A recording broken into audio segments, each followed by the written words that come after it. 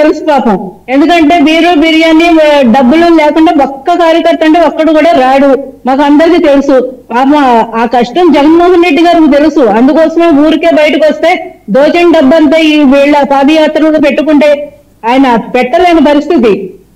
కాబట్టి ఆయన ఎలక్షన్స్ ముందు ఇంకా పాదయాత్ర అంటూ మొదలుపెట్టి అప్పటి నుంచి మొదలుపెట్టి జనాల్లో ఉండాలనుకుంటున్నాడు తప్ప నిజంగా ప్రజల సమస్యలు వినాలనుకునే అతను అయితే ఎన్నో కార్యక్రమాల్లో ఇప్పటి వరకు జనాల్లో ఉండాల్సిన వ్యక్తి. మరి జగన్మోహన్ రెడ్డి గారు వస్తే భయపడిపోతారంట, దడ దడ దడ దడ అంటున్నారు మోహన్ రెడ్డి గారు.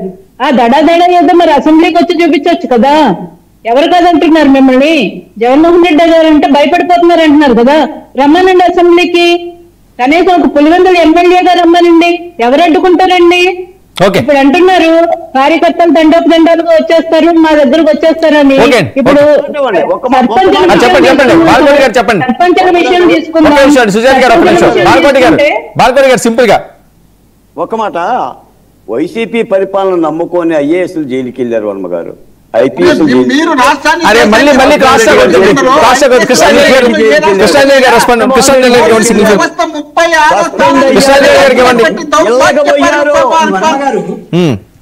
వర్మ గారు ఒక్కటి